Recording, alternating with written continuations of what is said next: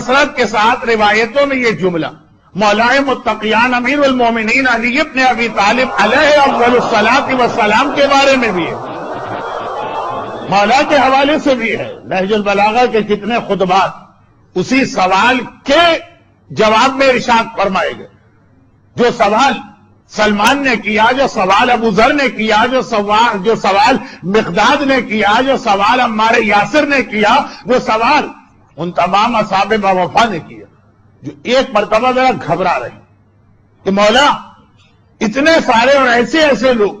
ہمارے سامنے آ کے کہتے ہیں کہ ہم تو علی والے ہیں، ہم تو علی کے شیعہ ہیں، ہم تو علی سے محبت کرنے والے ہیں، کہ ہم حیران ہو رہے ہیں کہاں تھے یہ لوگ اس سے پہلے؟ تو مولا ہمیں کوئی ایسا اصول و طریقہ بتا دیجیے کہ جب کبھی ہمارے سامنے کوئی یہ بات کہے،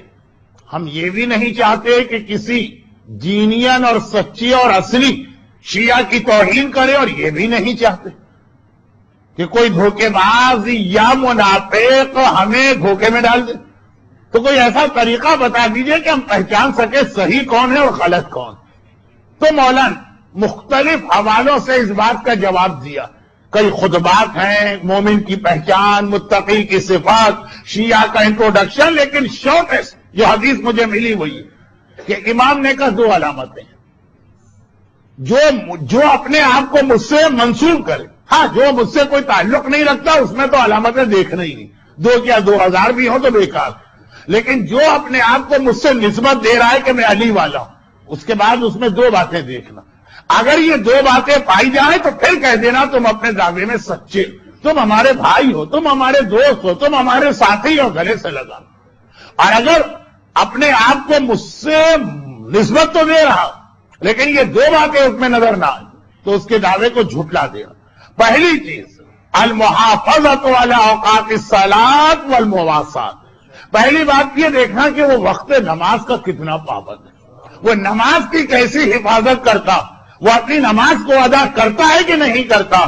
جسے یہ معلوم ہے کہ علی اسے کہتے ہیں کہ ولادت بھی خانہ کعبہ میں ہی اور شہادت بھی مسجد کوفہ میں ہوئی۔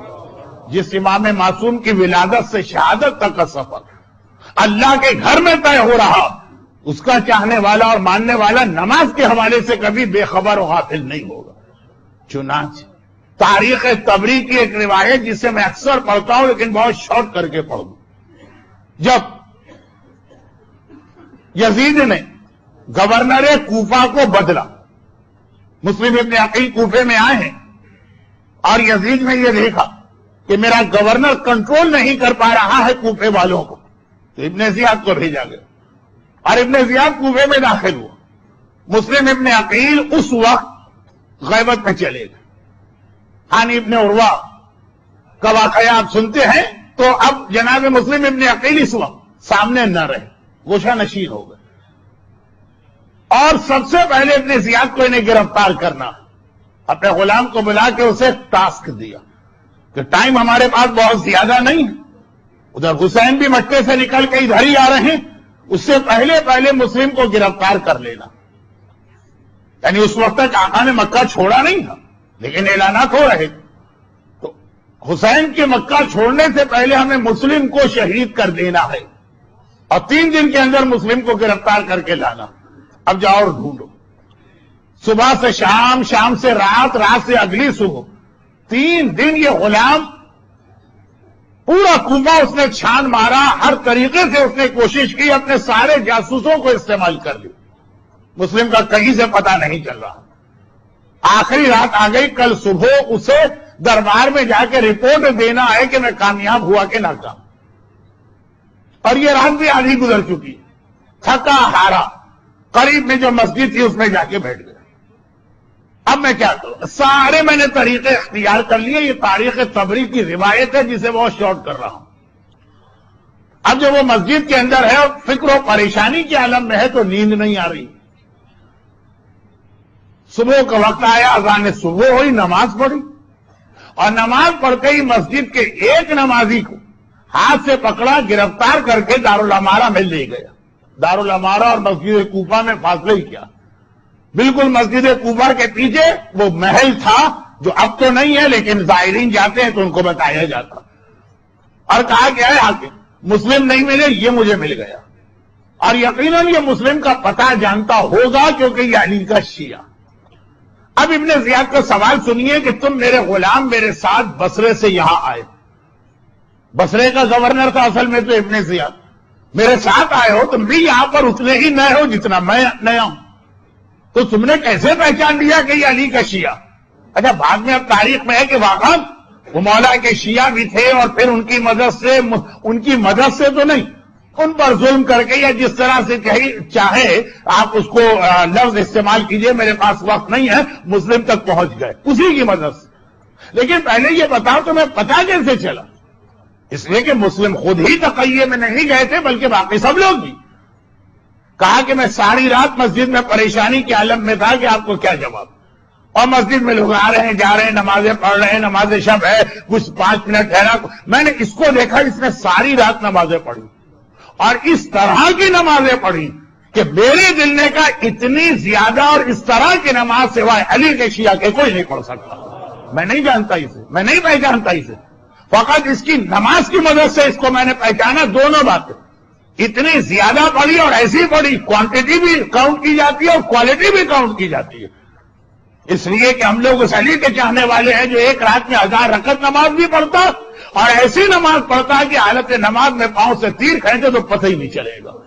کہا کہ اس کو صرف میں نے اس کی نمازوں کی مدد سے پہچانا۔ تاریخ کے اوراق پر گواہی ہے مسلم ابن عقیل کے واقعے میں۔ مولا نے کہا بس اگر کبھی یہ پہچاننا ہو کہ ہمارا سچا چاہنے والا کون، ایک تو اس کی نماز دیکھ لینا، والمواسات،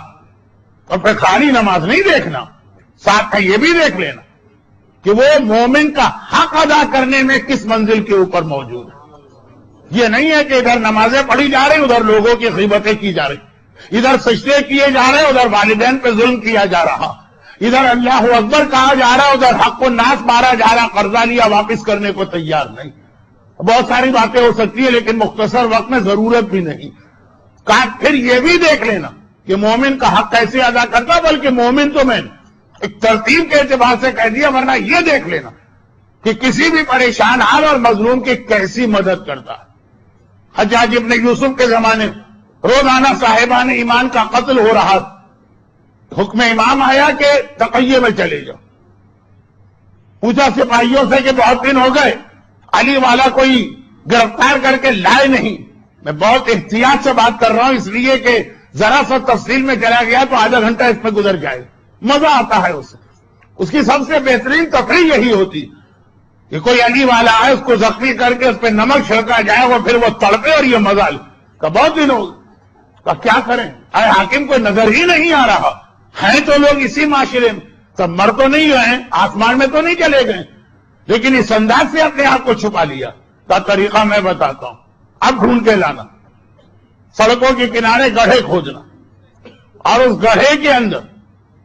کچھ بوڑھے لوگوں کو کچھ اپاہج لوگوں کو اس طرح سے پھینک دینا کہ ان سے یہ کہنا کہ تم مدد کی درخواست کرو، اور دیکھتے رہنا جب کوئی اس کی مدد کو آئے اسے پکڑ کے لانا، وہ علی والا ہی ہوگا۔ اور ایسا ہی ہوا تو وزیروں نے مشیروں نے پوچھا کہ آپ نے کیسے پہچانا؟ کہا صرف یہ علی والے کی خصوصیت ہے کہ وہ کسی بھی مظلوم کو پریشانی میں دیکھے وہ آنکھیں بند کر کے آگے بڑھ ہی نہیں سکتا ہے، چاہے اس کو اپنی جان بھی خطرے میں نظر آئے گی وہ آگے بڑھ کے مدد کرے گا بغیر کوئی معلومات کیے ہوئے۔